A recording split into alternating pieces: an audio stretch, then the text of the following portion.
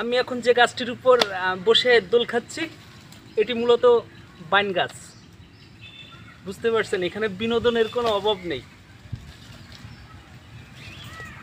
পাইগাছার একমাত্র মিনি সুন্দরবন থেকে আপনাকে স্বাগতম। এখন আমরা আছি পাইগাছার মিনি সুন্দরবনে। সুন্দরবনের বিখ্যাত সব গাছগুলো মাথা উঁচু করে দাঁড়িয়ে আছে। এই খাল কি পার হওয়া যাবে দাদা? সুন্দরবন বিশেষজ্ঞ বিপ্লব কিন্তু এই খাল পার হওয়ার উপায় খুঁজছে এখন। এই খাল পার হতে না পারলে আমরা বাদার ওই প্রান্তে গোলের বাদা রয়েছে, আমরা সেখানে যেতে চাই। এই যে বিপ্লব, দেখি বিপ্লব দা, এখানে কোনো ভয় নেই তো? না না, কোনো ভয় নেই এখানে, কিন্তু এখানে দুঃখজনক হচ্ছে আমরা খাল পার হয়ে ওপারে যেতে পারছি না। এটাই হচ্ছে আমাদের দুঃখ। এখন কি করে চিন্তা করেন, এইটুকু খাল পার হতে পারছি না, কারণ আমরা কাদা মাখতে চাই না।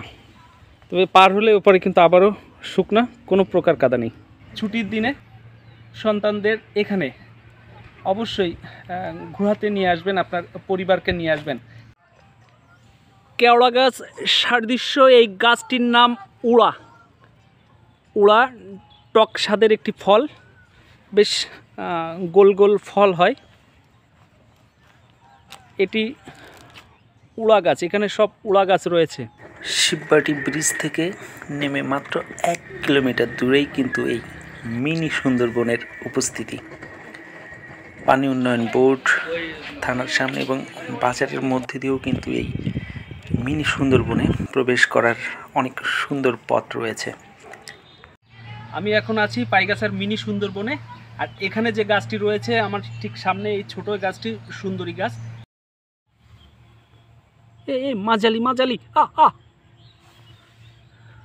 এখানকার গাছগুলোতে প্রচুর মাজালি রয়েছে, আর বিশেষ করে এই ধরনের কেওড়া গাছে প্রচুর মাজালি হয়। মাজালি হচ্ছে পিঁপড়ার চেয়ে আরেকটু বড়, যাকে কামড়ায় সেই জানে মাজালি আসলে কি জিনিস। পাতি হাত দেওয়ার সাথে সাথে এই যে ঝাল আকৃতির, এটি কিন্তু সুন্দরী গাছের ফল। এটি পাইগাছার মিনি সুন্দরবনে এই ফলগুলো পড়ে যাচ্ছে।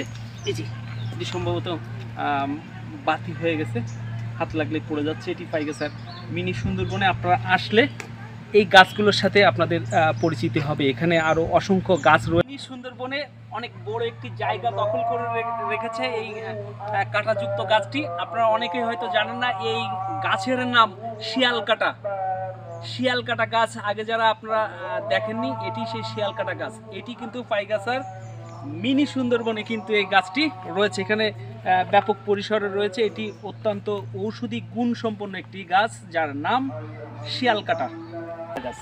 আর আমার পেছনে এটি গোলের বাদা। পাইগাছার মিনি সুন্দরবনের গোলের বাদা কিন্তু এটি। সুন্দরবনের মতো ছোট ছোট খালও কিন্তু রয়েছে এই মিনি সুন্দরবনে। শতভাগ প্রাকৃতিক সুন্দরবনের স্বাদ পেতে এই মিনি সুন্দরবনে চলে আসতে ভুলবেন না।